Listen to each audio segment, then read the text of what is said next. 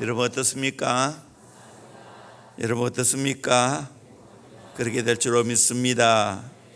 목적이 이끌어가는 온전한 공동체라는 제목으로 함께 은혜 받기를 원합니다. 1953년 5월 29일 인류 역사상 처음으로 이 지상에서 가장 높은 에베레스트 산을 정복하게 되었습니다. 그 쾌거의 주인공은 뉴질랜드 출신의 에드문드 힐러리 경이었습니다. 하산하자 많은 사람들이 그의 성공을 축하했습니다. 그러나 힐러리 경은 자기 옆에 선 네팔 출신의 셀파 텐징 노르게를 바라보며 이렇게 말했습니다. 모두 이 사람 덕분이지요. 그런 다음 정상 정복을 마치고 내려오다가 겪었던 위기에 대해서 이야기하기 시작했습니다. 벼랑을 타고 내려오던 중 몸을 맨 밧줄이 끊어지고 비상 로프마저 놓쳤는데 그 순간 노르게이가 자신의 비상 로프를 던져 둘이 함께 무사히 내려올 수 있었다는 겁니다. 듣고 있던 기자들이 노르게이에게 힐러리 경을 구출한 소감을 묻자 그는 조금의 미동도 없이 뭘요? 우리 등산하는 사람들은 항상 서로 돕지요. 우리는 어차피 운명의 끈으로 묶여 있으니까요 라고 대답했다고 합니다. 요즘 쓰는 말로 공동체 의식입니다. 공동체 정신입니다. 성경적인 말로 하면 영어로 body life, team life. 오늘 우리가 원팀이 되어야 된다 말하는데 정말 중요한 겁니다. 오늘 이 시대는 다 개인주의입니다. 가족밖에 모릅니다. 자기밖에 모릅니다. 이런 가운데서 공동체 정신을 배운다는 것은 쉽지가 않습니다. 그러나 성경이 말하는 것은 공동체입니다. 물론 잘못된 공산주의 있습니다. 이건 인본주의 공동체입니다. 이거는 반드시 무너지게 되었습니다. 말씀과 성령으로 말미암아 생겨진 공동체, 그게 바로 성경이 말하는 공동체입니다. 우리 사도행전 2장 44절 같이 보도록 하겠습니다. 시작. 믿는 사람이 다 함께 있어 모든 물건을 서로 통용하고 믿는 사람이 다 함께 있어서 모든 물건을 서로 통용했다고 했습니다. 45절입니다. 또 재산과 소유를 팔아 각 사람의 필요를 따라 나눠주며 재산과 소유를 팔아 각 사람의 필요를 따라 나눠줬다고. 46절입니다. 날마다 마음을 같이하여 성전에 모이기를 힘쓰고 집에서 떡을 떼며 기쁨과 순전한 마음으로 음식을 먹고 마음을 같이해 성전에 모였습니다. 또 성전에서만 모이는 게 아니고 집에서 떡을 떼며 기쁨과 순전한 마음으로 음식을 먹었다고 했습니다. 47절입니다. 하나님을 찬미하며 또 온 백성에게 칭송을 받으니 주께서 구원받는 사람을 날마다 더하게 하시니라. 아멘. 하나님을 향한 찬미가 있었습니다. 또 온 백성에게 칭송받았습니다. 삶과 그들이 믿는 신앙이 똑같으니까요. 그 결과 주께서 구원받는 사람을 날마다 더하게 하시니라 말씀하고 있습니다. 그러면 오늘날 이 공동체 정신을 구현해낼 수 있는 곳이 어딜까요? 교회입니다. 근데 교회는 지금 우리 교회는 너무 큽니다. 이제 그것을 짧게 나누어서 작게 나누어서 목장을 합니다. 청년들은 셀을 합니다. 그러면 왜 목장을 세웠는가? 그 이유는 딱 하나입니다. 성도를 온전하게 하는 겁니다. 그 목장 때문에, 이 목적 때문에 목장이 생기고 셀이 생긴 겁니다. 이 목적을 잃어버리면 안 됩니다. 한 나그네가 길을 걷고 있었습니다. 그는 다리가 너무 아파서 주저앉을 지경이었습니다. 그때 마침 마차 한 대가 그의 곁을 지나갔습니다. 나그네는 지친 목소리로 마차를 세웠습니다. 저 좀 태워주시겠어요? 마음을 기꺼이 승낙했습니다. 네, 얼마든지 타십시오. 나그네는 마차에 올라타서 마부에게 물었습니다. 여기서 예루살렘까지는 얼마나 걸리게 됩니까? 마부가 말합니다. 이 정도 속도라면 30분이면 갈 겁니다. 나그네는 고맙다고 인사하고 너무 피곤해서 잠시 눈을 붙였습니다. 30분이 지났을까 잠에서 깨어난 그는 마부에게 물었습니다. 예루살렘에 다 왔나요? 마부는 말은 무슨 말입니까? 여기서 예루살렘까지는 1시간 거리입니다. 나그네는 깜짝 놀랐습니다. 아니, 아까는 분명히 30분 거리라고 하지 않았습니까? 마부는 아무렇지 않은 듯 대답했습니다. 이 마차는 그때 반대 방향으로 가고 있었습니다. 무슨 말입니까? 속도보다 방향이 중요하다는 거예요. 방향이 바로 돼 있어야 바로 갈 수 있죠. 교회도 분명한 목표가 있어야 됩니다. 방향입니다. 그게 뭡니까? 하나님 나라를 구하는 거고, 하나님 나라를 위하여 사는 예수의 제자를 만드는 겁니다. 그것도 성숙한 예수의 제자를 만들어가는 겁니다. 그래서 사명 감당하는 겁니다. 남미 콜롬비아 보고타에 RCM 선교교회가 있습니다. 소그룹이 세계에서 가장 많은 그룹이라고 합니다.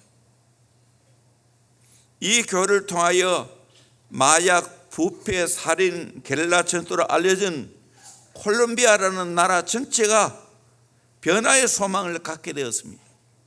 G12 이야기 책에 보면 조엘 코미스키는 이 교회를 찾아가기 위해서 택시를 타고 기자에게 물었답니다. 왜 사람들이 이 교회에 모입니까? 그 교회에 가면 사람들이 변화됩니다. 이 교회 성도들이 적극적으로 나라의 치유와 변화를 위해서 정계로 진출하면서 세상을 향하여 정인으로 살아가는 제자의 삶을 살고 있기 때문입니다 라고 말했습니다. 우리는 어떻게 살아야 됩니까? 교회에서, 목장에서, 가정에서 끊임없이 변화를 경험하면서 공동체의 전진을 통해서 성숙해 가야 됩니다. 이것이 목적입니다. 왜 힘든 세상에서 매주일마다 같이 모여서 식사하고 같이 공동체 생활을 해야 합니까? 목적이 여기 있습니다. 온전한 제자 만들기 위해서입니다. 이거 외에는 할 수가 없습니다. 대그룹으로는 온전한 예수의 제자를 결코 만들 수가 없습니다.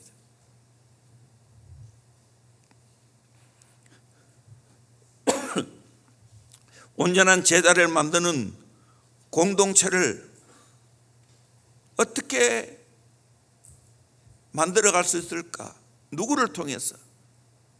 첫째는 목회자를 통해서 온전한 제자가 됩니다. 에베소 4장 11절 말씀 같이 봅니다. 시작.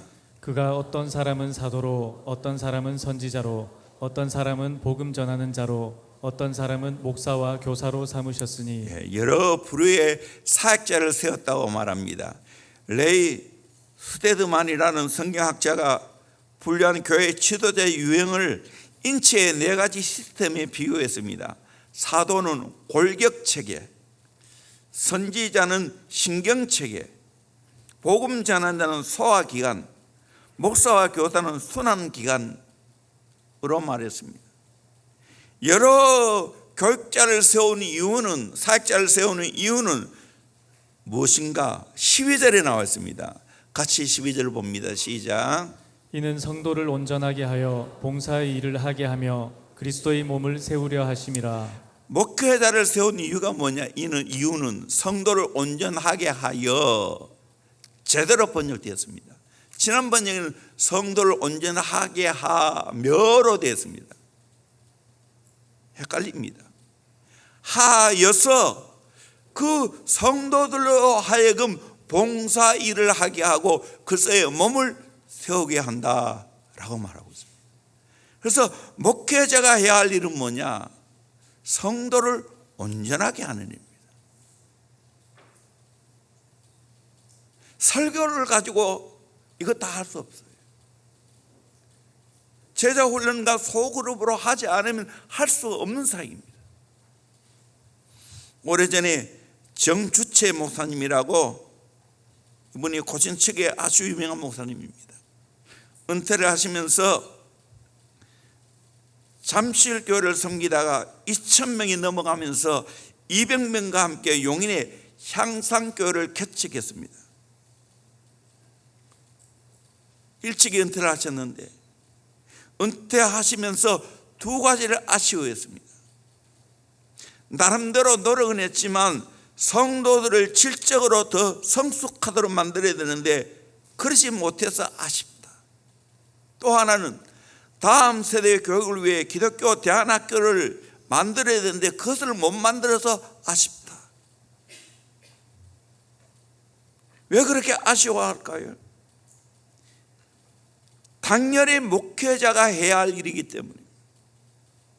목회자가 해야 할 최고의 사역이 뭐냐? 성도를 온전하게 만들어야 된다는 겁니다. 말씀을 통해서, 교회 생활을 통해서, 목장을 통해서 온전한 성도를 만들어야 됩니다. 그러면 이 교회의 주역은 누구입니까? 이 교회를 이끌어가는 사람은 누구입니까? 성도들입니다. 어떤 성도들? 온전하게 만들어진 성도들, 온전하게 하여서 그들로 하여금 봉사 일을 하게 하고 그리스도의 몸을 세운다는 겁니다. 그래서 교육자의 역할은 코치입니다. 운동으로 말하면 평신도는 선수입니다.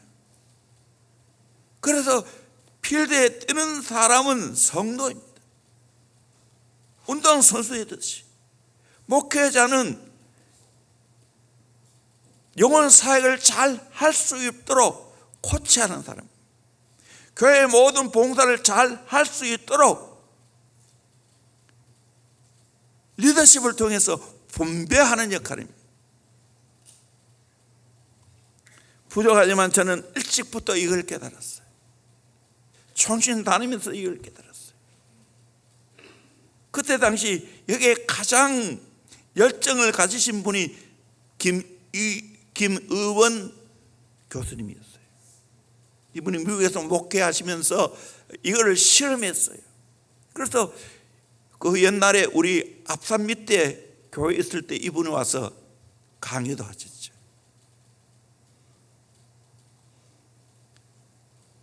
대표적인 교회가 바로 사랑의 교회입니다.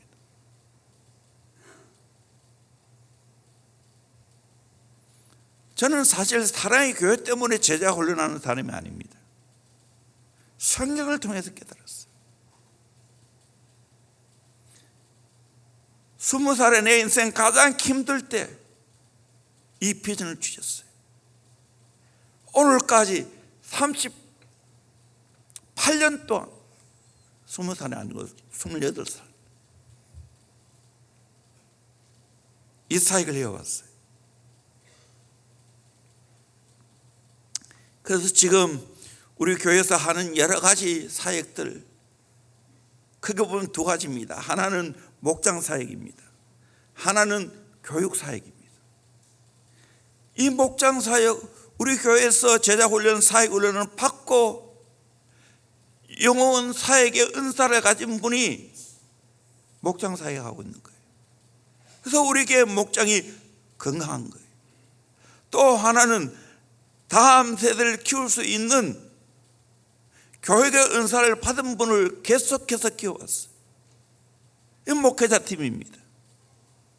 그리고 교육부서, 그리고 제자비전 아카데미, 어린이집, L 음악미술학원, 영수학원 등입니다. 이렇게 교육자와 함께 또 직원과 함께 교사와 함께 일하는 분이 약 100명이 됩니다. 이건 놀라운 일입니다. 우리 교회 요즘 알다시피 많은 교회에서 탐방을 옵니다. 주로 탐방 오는 목적이 뭐냐? 다음 세대 사역을 어떻게 할 것인가. 대구에서 큰 교회, 웬만한 교회는 다 봤어요. 그런데 정작 실행하는 교회는 아직 없어요. 왜 그런가? 두 가지예요. 예수의 제자로서 인생을 내어놓고 다음 세대 사역할 수 있는 교사가 준비되어 있는가? 또 하나는 내 사랑하는 자녀를 교회를 믿고 맡길 수 있는가? 이 두 가지가 어느 쪽이든 박자가 안 맞아서 시작을 못하는 거예요. 그런데 해야 되는 거예요. 이번에 총회에 올라가서 이슈가 뭐냐? 다 다음 세대 사역이에요. 그래서 다음 세대 사역에 대한 위원회를 통합해서 만들겠다고. 그리고 총신도 신학교 지원자가 지금 모자란다는 거예요. 작년에는 2명가 미달됐는데 이번에는 더 하다는 거예요. 지금 심각한 일입니다. 그래서 교육자 수급이 안 됩니다.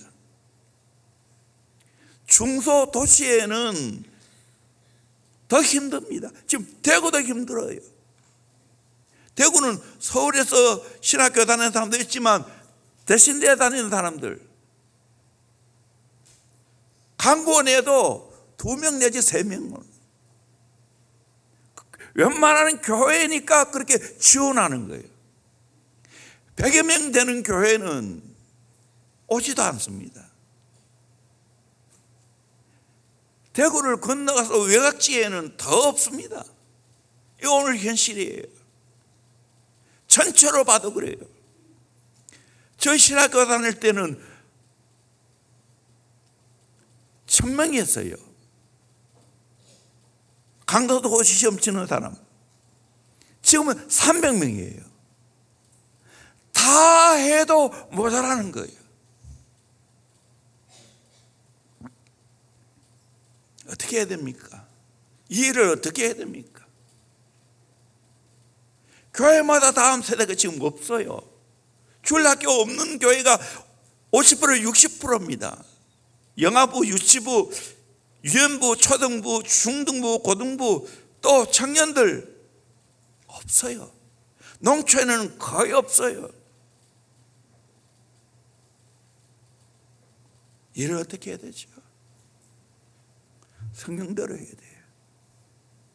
목회자가 한 영혼이라도 예수의 제자를 키워야 될 줄로 믿습니다. 성숙한 제자로 키워야 될 줄로 믿습니다. 우리 교회가 이걸 부족하지만 했다는 겁니다. 여러분이 더 주 안에서 성숙해 가기를 주의 이름으로 축원합니다. 어떻게 해야 됩니까? 목회자의 지도를 잘 받아야 됩니다. 그게 성경적이에요. 우리 히브리서 13장 17절 말씀 같이 봅니다. 시작. 너희를 인도하는 자들에게 순종하고 복종하라. 그들은 너희 영혼을 위하여 경성하기를 자신들이 청산할 자인 것 같이 하느니라. 아멘.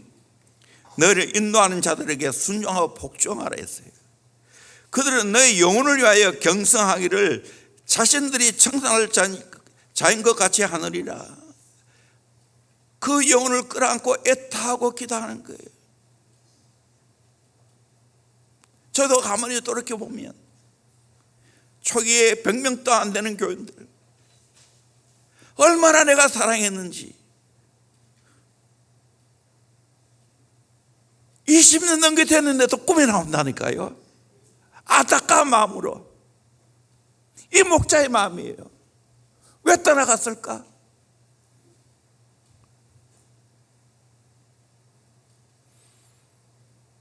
그래서 목회자들로 하여금 즐거움으로 이것을 하게 하고 근심으로 하게 하지 말라. 그렇지 않으면 너에게 유익이 없느니라. 여러분, 유익하기를 원합니까? 목회자의 말을 잘 듣기를 바랍니다. 영혼의 목자의 말을 잘 듣기를 바랍니다. 아멘. 때로는 피를 말립니다. 이걸 이제 목자가 되어 보면 경험합니다. 바울이 그렇게 살았어요. 골로새 1장 24절 말씀 우리 같이 읽겠습니다. 시작. 나는 이제 너희를 위하여 받는 괴로움을 기뻐하고 그리스도의 남은 고난을 그의 몸된 교회를 위하여 내 육체에 채우노라. 아멘. 너희를 위하여 받는 괴로움을 기뻐하고, 골로새 교회의 성도들이 받는 괴로움을 기뻐한다고. 괴로움이지만 그것을 기뻐한다고. 그리스도의 남은 고난을 그의 몸된 교회를 위하여 내 육체에 채우겠다.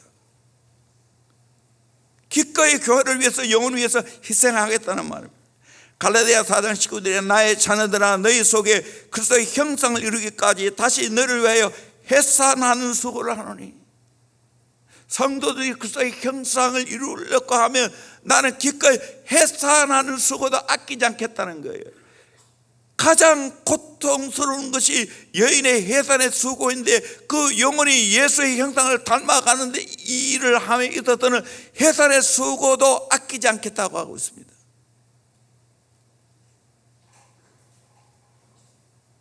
고린도후서 12장 15절에 내가 너희 영혼을 위하여 크게 기뻐함으로 재물을 사하고 또 내 자신까지도 내어주리니 너희를 더욱 사랑할 때는 나는 사랑을 덜 받겠느냐.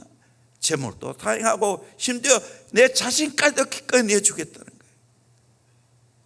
영혼을 위해서. 이것이 주의 종의 마음이고 이것이 목자 목녀의 마음입니다. 영혼 사역자의 마음입니다. 저는 그렇게 생각해요. 지금 또 변함이 없어요.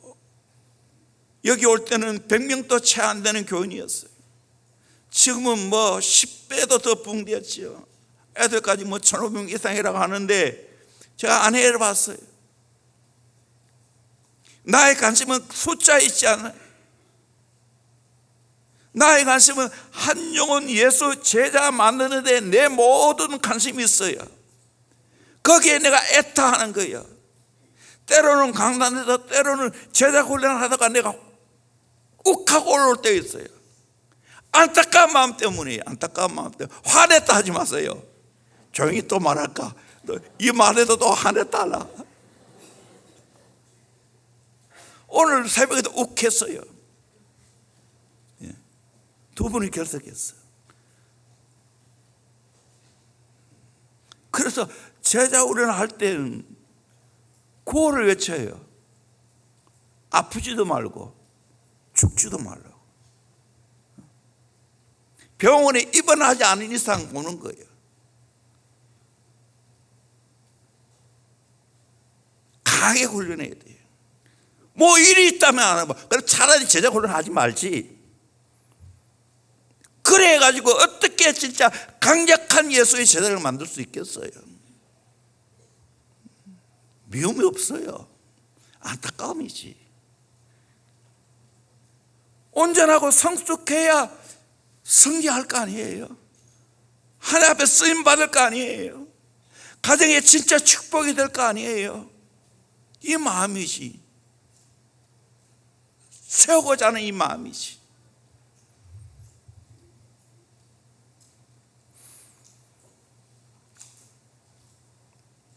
사랑하는 대형교회 모든 성도님들, 정말 주님의 사역자들의 가르침을 잘 받고 성숙해지기를 주의 이름으로 축원합니다. 아멘. 목회자가 또 이거 못하면 그거는 목회자로서의 사명을 감당 못하는 거예요. 부족하지만 내가 확신 있는 것은 오늘까지 내 일생을 들여서 성도를 온전케 하는 일에는 누구에게도 뒤질 마음이 없습니다. 내가 다 쏟아부어도 한 영혼 한 영혼 예수의 제자로 만드는 이 일은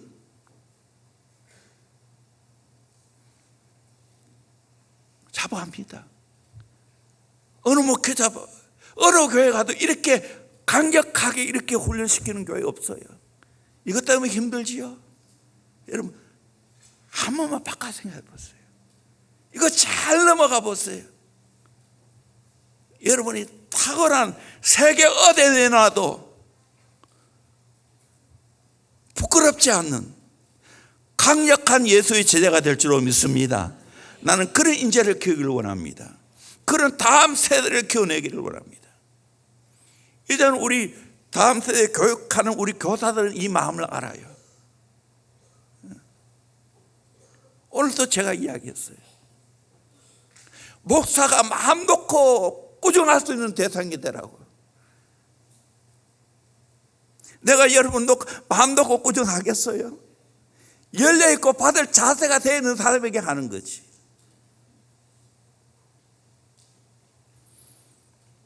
두 번째로 공동체를 통해서 온전하게 됩니다. 온전하게 되는 것은 목회자의 가르침을 통해서도 되지만 또 동시에 공동체 식구를 통해서, 다시 말하면 교회를 통해서 되어집니다. 작게는 목장이라 말할 수 있겠죠. 공동체 안에 들어와야 하나님의 가족으로 함께 살아야 온전해집니다. 틀림없어요. 가장 작은 공동체는 가정도 마찬가지입니다. 혼자 사는 거하고 부부가 남녀 같이 살아갈 때 온전하게 됩니다. 저도 마찬가지예요. 아내하고 결혼해서 얼마나 온전하게 된지 몰라요. 세상에 제가 자주 하지만 가장 맞추기 힘드는 대상이 누굽니까? 여러분 안 그래요? 부부입니다. 하나는 밖에 없지만, 그러나 그걸 잘 맞추어가면 가장 강력한 공동체가 됩니다. 아멘입니까? 저는 온몸으로 경험했어요. 그래서 이따금씩 결혼식 가기 위해서 찾아오는 젊은 분들이 있어요. 최근에도 내가 물었어요. 이제 결혼을 전제해서 사귄다고. 몇 번 싸워봤냐고. 왜 물었겠어요? 싸워도 회복할 수 있는 단계가 되어야 된다. 한 번도 안 싸웠다. 그건 또 위험합니다. 이 말 잘 들으세요. 잘 싸우셔야 됩니다. 잘 회복해야 됩니다. 아멘. 그래야 성숙합니다. 성숙합니다. 철이 철을 낙도롭게 하는 것처럼 부부가 서로 잘 이렇게 싸워서, 건강하게 싸워서 온전하게 되는 거예요. 목장 마찬가지입니다. 목장은 다 하지요. 다 다른 사람이 모이는데 이 목장은 싫다고, 좀 더 좋은 목장 가겠다고 가보세요. 그 목장에도 문제가 또 있어. 여러분 생각할 수 없는 그런 여러 가지 것들이 있어요. 근데 거기에 맞춰 살아가야 돼요. 그럴 때 온전하게 될 줄로 믿습니다. 아멘. 내가 대놓고 싸우라는 말이 아니에요. 건강하게 싸우라는 거예요. 그래서 잘 조정해서 서로 잘 맞춰서 온전하게 되라는 거예요. 금방 또 우리 미른 집사님 목장대에서 이야기하자라 싸웠다고. 그럼 맞춰가는 거예요. 첫째는 하나가 되어야 됩니다. 온전해지려면 하나가 되어야 됩니다. 어떻게 하나가 되느냐? 13절에 우리가 다 하나님의 아들을 믿는 것과 아는 일에 하나가 되어 온전한 사람을 이루어, 하나님의 아들을 믿는 것과 하나님의 아들을 예수 그리스도를 아는 일에 하나가 될 때 온전한 사람을 이루게 될 줄로 믿습니다. 아멘. 그래서 우리는 예수 바르게 믿으면 저절로 하나가 됩니다. 예수 바로 알면 저절로 하나가 되는 겁니다. 아멘. 여러분 예수 잘 믿어보세요. 다 통합니다. 부부도 예수 잘 같이 믿으면 저절로 하나가 되는 거예요. 목장도 예수 잘 믿고 더 예수님 깊이 알아가면 하나가 되는 거예요. 그렇게 하나가 되기를 주의 이름으로 축원합니다. 바울이 빌립보 교회에 편지를 썼습니다. 빌립보 교회는 좋은 교회죠. 그런데 이 빌립보 교회는 유오디아 순두계 여전도의 회장 부회장 격입니다. 나름의 다툼이 있었는 것 같아요. 그래서 두 분에게 하나 되라고 말합니다. 그러면서 하나 된 것을 직접 보여줍니다. 빌립보서 2장 1절 말씀 같이 봅니다. 시작. 그러므로 그리스도 안에 무슨 권면이나 사랑의 무슨 위로나 성령의 무슨 교제나 긍휼이나 자비가 있거든 여러 가지가 있거든. 뭘 해야 됩니까? 2절에 마음을 같이하여 같은 사랑을 가지고 뜻을 합하며 마음을 품어 마음을 같이 하고 같은 사랑 가지고 뜻을 합하여 한 마음 다 하나 되라는 거예요. 어떻게 하나 되는가? 3절입니다. 아무 일에든지 다툼이나 허영으로 하지 말고 오직 겸손한 마음으로 각각 자기보다 남을 낮게 여기고 다툼이나 허영을 하지 말고 오직 겸손한 마음으로 각각 자기보다 남을 낮게 여기야 된다. 4절입니다. 각각 자기 일을 돌볼 뿐더러 또한 각각 다른 사람들의 일을 돌보아 나의 기쁨을 충만하게 하라. 내 일도 잘하고 그리고 각각 다른 사람의 일도 잘 돌봐줘야 될 줄로 믿습니다. 그게 목장이에요. 그럴 때 바울이 기뻐하는 것처럼 주의 종이 기뻐하는 거예요. 그리고 5절 말합니다. 같이 봅니다. 너희 안에 이 마음을 품으라. 곧 그리스도 예수의 마음이니 예수의 마음을 품으면 하나 된다는 거예요. 그러면서 예수님이 낮아지심 그리고 높아지심을 이야기하고 있어요. 그리고 이 장에는 바울이 예수의 마음을 품는 것을 이야기하면서 나는 빌립보 교회를 위해서 기꺼이 전제물이 되겠다고 했습니다. 또 그 바울을 본받는 디모데를 소개하고 있습니다. 또 바울을 본받는 에바브로디도를 소개하고 있습니다. 여러분, 주 안에서 얼마든지 하나가 될 수 있는 줄로 믿습니다. 예수의 마음을 품으면 될 줄로 믿습니다. 예수님을 깊이 알고 경험하면 될 줄로 믿습니다. 그래서 주 안에서 하나 되기를 주의 이름으로 축원합니다. 두 번째로 사랑 안에서 참된 것을 해야 됩니다. 15절 오직 사랑 안에서 참된 것을 하여 범사에 그에까지 자랄지라. 자라야 돼요. 자라려면 어떻게 해야 되는가? 사랑과 참됨이 있어야 됩니다. 이걸 다른 말을 바꾸면 사랑과 진리가 있어야 됩니다. 이 두 가지가 다 있어야 된다는 거예요. 사랑 안에서 참된 것을 해야 돼요. 사랑이 중요한 거죠. 범사에 그에까지 머리신 예수님까지 자라가야 돼요. 그럴 때 온전하게 되는 겁니다. 교회는 사랑이 있어야 됩니다. 교회는 참됨이 있어야 됩니다. 공동체의 가정에도 마찬가지예요. 사랑과 참됨이 없으면 하나 될 수 없어요. 가면에 탈을 쓰면 안 됩니다. 교회는 끊임없이 본질로 돌아가야 됩니다. 그 본질이 뭡니까? 사랑이고 진리입니다. 참됨입니다. 여성들이요, 아침에 직장을 나가면서 화장을 합니다. 하루 종일 화장하고 가만히 있습니까? 아니지요. 밥 먹으면 어떻게 합니까? 또 그거를 꺼내서 두드립니다. 고칩니다.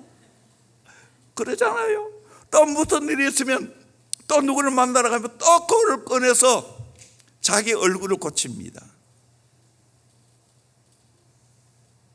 끊임없이 점검한다는 거죠. 그와 같이 우리는 끊임없이 하나님의 사랑의 그 정신을 가지고 또 참됨의 정신을 가지고 내 자신을 점검하기를 주의 이름으로 축원합니다. 내 마음에 사랑이 있는지, 내 마음에 참됨이 있는지 나도 끊임없이 점검합니다. 내가 계획하고 있는 모든 일들이 참된 사랑이 있는지, 거짓이 없는 참됨이 있는지 점검합니다. 또 내가 잘못했다면 고칩니다. 하나님, 더 사랑의 마음을 가지고 더 거짓이 아닌 참된 마음 가지고 내가 목회하게 하시고 사람 관계를 하게 해달라고 기도합니다. 완벽한 사람이 없어요. 마치 나침판이 정북을 향하여 가르칠 때 어떻게 합니까? 발을 떱니다.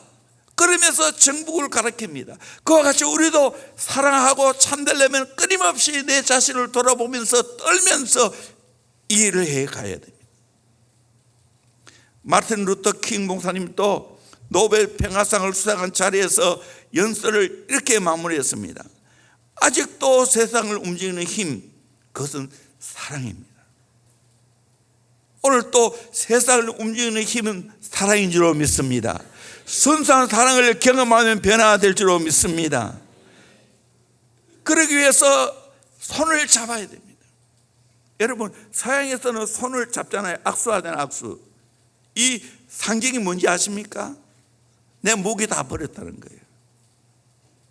빈손이라는 거예요. 그래서 악수하고 관계를 맺는 거예요. 먼저 손을 내밀어야 되는 거예요. 한 사람의 중풍병자를 고치기 위해 4명의 친구들이 손을 잡고 예수님께 데려나온 것처럼 그렇게 해야 되는 겁니다. 예수님은 12명의 제자의 발을 씻기면서 서로 사랑하라. 이로써 너희가 내 제자인 줄 알게 해드리라. 12명의 제자 공동체를 향해서 서로 사랑을 했어요. 세상의 모든 사람을 사랑하라 말 안 했어요. 같이 살아가는 그 12명을 서로 사랑하라 했어요. 같이 살아가는 아내와 남편을 사랑하라는 거예요. 우리 공동체, 우리 목장 식구를 서로 사랑하라는 거예요. 그래서 제자임을 알게 하라는 거예요. 또 새로운 사람이 들어올 때, 이 공동체는, 이 목은 진짜 사랑의 공동체네, 보여줘야 된다. 시애틀 형제 교회 건준 목사님은 교회 공동체는 사랑이라는 숟가락으로 맛있게 비벼진 비빔밥 같다라고 말했습니다. 혼자서 메인 메뉴가 없습니다. 우리 한국의 대표적인 음식이 바로 비빔밥 아닙니까? 여러 가지 재료를 만들어 가지고 그릇에 담겨 섞여져서 서로 끌어안고 서로 뒤집혀져서 최고의 맛을 내는 비빔밥이 됩니다. 돌솥 비빔밥. 이번에 교회 가서 돌솥 비빔밥을 2번 먹었는데, 거기에 빠지지 않고 들어가야 되는 게 있어요. 뭡니까? 고추장. 또 하나는 참기름. 우리 공동체 안에도 이게 있어야 돼요. 빨간 예수님의 보혈, 그리고 성령의 기름, 이것이 들어와야 공동체가 공동체 되어집니다. 비벼집니다. 맛있게 됩니다. 향기가 납니다. 아멘. 이것이 목장이에요. 이 목장이, 이 우리의 가정이에요. 우리 교회는 이미 너무 많아. 다 살아가기 힘들어요.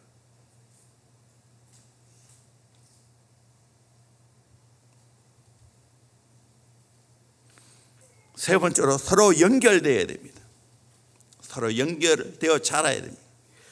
15절, 범사에 그에까지 자랄지라 그는 머리니 곧 그리스도라. 머리의 지시를 잘 받아야 됩니다. 범사 모든 일에 예수님처럼 자라가야 됩니다. 내 인격, 내 삶, 내 성향, 내 모든 일, 모든 범사에 예수 그리스도에게까지 자라가야 됩니다. 가장 대표적으로 16절입니다. 같이 봅니다. 시작. 그에게서 온 몸이 각 마디를 통하여 도움을 받음으로 연결되고 결합되어 각 지체의 분량대로 역사하여 그 몸을 자라게 하며 사랑 안에서 스스로 세우느니라. 아멘. 온 몸이 각 마디를 통하여 도움받습니다. 서로 연결되어 있어야 되죠. 결합되어 있어야 되죠. 분량대로 각자 자기 할 일을 다 하는 겁니다. 그러면서 몸을 세우게 되고 사랑 안에 스스로 세워지는 거예요. 공동체가 세워지는 이유가 바로 여기 있습니다. 내 몸이 유기적으로 잘 돌아갈 때 건강해지는 것처럼 공동체도 마찬가지입니다. 서로 연결이 잘 돼 있을 때 세워지게 될 줄로 믿습니다. 자라게 될 줄로 믿습니다. 가정이라는 공동체도 그렇고요. 우리 목장이라는 공동체도 그렇습니다. 그런데 오늘 현대인의 문제가 뭡니까? 나홀로 신앙생활하는 자가 너무나 많이 있다는 거예요. 개인주의가 너무나 많이 있다는 거예요. 주일날 교회 와서 예배 한 번 드리는 거 끝나버립니다. 내게는 공동체가 없는 겁니다. 그래서 요즘은 가난한 성도가 많다고 하지 않습니까? 가난한 거꾸로 뭐죠? 안 나가. 교회 안 나가는 성도가 너무 많다는 거예요. 이 벌써 오래된 통계인데 전국 7대 도시의 이수가 10.4%나 된다고 합니다. 교인들 중에 안 나가 성도가. 그런데 이 안 나가 가난한 성도가 된 이유는 30.3%가 자유로운 신앙생활을 하기 위해서, 또 설상가상으로 코로나를 거치면서 이 안 나가 성도, 가난한 성도가 더 많이 생겼습니다. 핑계거리가 많이 생겼어요. 이런 집에서 유튜브를 통해서 예배 드려요. 지나친 개인주의가 빚어낸 작품입니다. 필립 얀시는 이렇게 말했습니다. 홀로 신앙생활하는 사람은 홀로 타는 석탄과 같다라고 말하고 있습니다. 여러분, 홀로 석탄 하나 내놔보세요. 바로 꺼집니다. 촌에 장작불도 마찬가지예요. 장작 하나 내놓으면 꺼져요. 이렇게 바람길을 살려서 쌓아질 때 불이 타는 것처럼 우리 공동체는 같이 모여야 될 줄로 믿습니다. 섞여져야 될 줄로 믿습니다. 그래서 서로 세워가려. 사람이 또 이렇잖아요. 부부도 똑같아요. 서로 세우는 거예요. 우리 목장 서로 세워가야 될 줄로 믿습니다. 그럴 때 건강하게 자라게 될 줄로 믿습니다. 두 번째로, 크게 두 번째로, 온전한 공동체의 열매입니다. 12절. 이는 성도를 온전케 하여서 성도들로 하여금 봉사 일을 하게 하고 그리스도의 몸을 세운다라고 말하고 있습니다. 성숙한 제자가 되려면 잘 자라야 됩니다. 온전한 인격을 갖춰야 됩니다. 눈에 안 보이는 곳에 더 잘 자라야 됩니다. 여러분, 우리 성도의 성장은 대나무 성장과 같다고 말합니다. 장길에 가면, 아니 저 장길이 말고 노래에 가면 왕대가 있어요. 왕대. 우리 밭에 왕대가 있어요. 그래서 봄 되면 항상 그곳에 왕대 죽순을 꺾고 옵니다. 그런데 그 죽순이 땅 위에 올라오기까지는 4년이 5년 동안 땅 밑에서 영양 공급을 받고 거기에서 충분히 모든 것을 다 갖춘 다음에 올라온다는 거예요. 올라오면 한 달 만에 10m 이상 자랍니다. 때로는 하루 만에 1m도 자라는 경우가 있습니다. 가보면 그래요. 제때 그걸 안 꺾으시면 벌써 저까지 올라가 있어요. 그와 같이 교회는요, 눈에 안 보이게 성장시켜야 됩니다. 그게 온전함입니다. 성도들 한 사람 하나 온전한 예수의 제자를 만들어야 돼요. 이거 없이는 외적인 성장이 한계가 있습니다. 부족하지만 대원교회가 이걸 끊임없이 해왔기 때문에 이 사역이 가능합니다. 이게 사실 우리 교회의 모델이에요. 땅 밑에서 잘 눈에 안 보는 곳에서 성장이 이루어져야 돼요. 그게 기도하는 거예요. 그게 말씀대로 순종하는 거예요. 통합적 총회가 명성교회에 열리는데 새벽기도 때 총회장 한 분이 설교를 하시더라고요. 얼마나 재밌게 들었는지 몰라요. 내가 한번 올려줄게. 한번 들어보세요. 그때 제주도에 농사 짓는 걸 가지고 설교하는데요, 감자 이야기 하더라고요. 제주도 감자. 그 감자가 땅 밑에 깊숙이 들어가야 굵은 감자가 되고, 그리고 맛있는 분이 많이 나오는 감자가 된다는 거예요. 그런데 테라진 감자는 땅 밑으로 안 들어가고 올라온다는 거예요. 이 감자가 올라오면 어떻게 되는지 아십니까? 농사 짓는 사람 아시죠? 감자가 어떻게 되죠? 푸른 감자가 됩니다. 흰 감자가 아니고. 그 푸른 감자 먹을 수 있어요? 못 먹어요? 못 먹어요. 독이 있어요. 독이 있어요. 여러분, 우리 성도의 삶 똑같아요. 눈에 안 보이는 가운데서 성장할 수 있기를 주의 이름으로 축원합니다.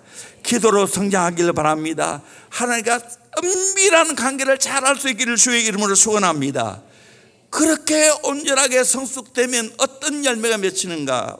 봉사일을 잘하게 됩니다. 봉사일을 하게 됩니다. 우리 교회도 마찬가지입니다. 이렇게 온전하게 성숙되어져서 열심히 봉사하고 있는 겁니다. 돈 한 번 받고 합니까? 그 안이라도 우리 목장에서 우리 목자 목녀들이 열심히 봉사하고 있어요. 또 성숙한 우리 제자훈련 사역훈련 받은 분들이 영어 사역하고 있습니다. 우리의 다음 세대 마찬가지입니다. 성숙한 예수의 제자를 끊임없이 만들어 가기에 이 사역이 가능한 겁니다. 누가복음 10장에 보면 강도 맞는 데 참된 이웃은 누구입니까? 제사장도 레위인도 아니었습니다. 선한 사마리아인이었습니다. 그는 예수님 마음으로 봉사했습니다. 강도 만난 그 피해자를 보고 어떻게 했습니까? 같이 마음 아파했습니다. 내렸습니다. 접근했습니다.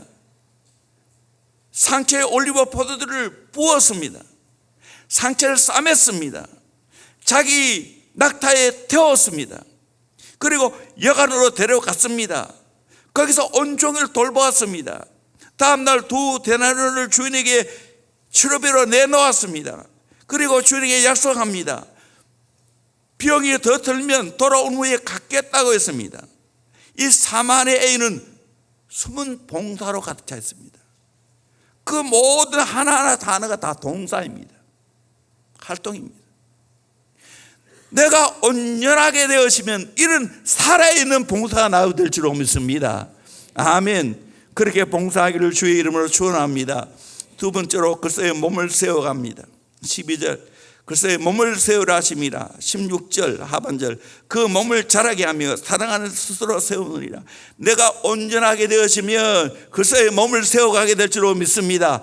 빤듯하게 세워갑니다. 그리고 자라게 합니다. 그리고 스스로 내 자신도 세워집니다. 아멘. 흔들리지 않습니다. 여러분 온전한 예수의 제자가 되기를 바랍니다. 그러면 내 자신을 세웁니다. 성장합니다. 글쎄 몸을 세우게 됩니다. 세 번째로 그리스도의 장성한 분량에 이르게 됩니다. 13절 하반절 그리스도의 장성한 분량에 충만한 데까지 이르니 그리스도의 장성한 분량에 이릅니다. 그러면 힘있게 사역할 수 있습니다. 능력 있게 이 세상에서 승리하게 됩니다. 거기까지 여러분 성장하기를 주의 이름으로 축원합니다. 네 번째로 유혹에 빠지지 않습니다. 14절 이는 우리가 이제부터 어린아이가 되지 않아요 사람의 속임수와 간사한 유혹에 빠져 온갖 교훈의 풍조에 밀려 유동하지 않게 하라 하십니다. 온전한 성숙한 제자가 안 되면 이 말 그대로 속임수에 당하고 간사한 유혹에 빠지고 온갖 교훈의 풍조에 밀려 요동하게 됩니다. 그러나 온전한 예수의 제자는 이 모든 것 가운데 흔들리지 않게 될 줄로 믿습니다. 빠지지 않게 될 줄로 믿습니다. 너끈히 승리하게 될 줄로 믿습니다. 그런 예수의 제자가 되기를 주의 이름으로 축원합니다. 오늘 말씀대로 우리는 온전한 제자가 바로 우리의 인생의 목적이라는 걸 여러분 기억하시길 바랍니다. 여기에 인생을 걸길 바랍니다. 사역의 인생 걸지 않기를 바랍니다. 내가 온전한 예수의 제자로 살아가다 보면 이런 저절로 됩니다. 목회를 세운 이유도 공동체를 세운 이유도 여기에 있다고 말하고 있습니다. 이 사역을 잘하면 아름다운 열매를 맺게 될 줄로 믿습니다. 아멘. 찬양합니다. 충만합니다.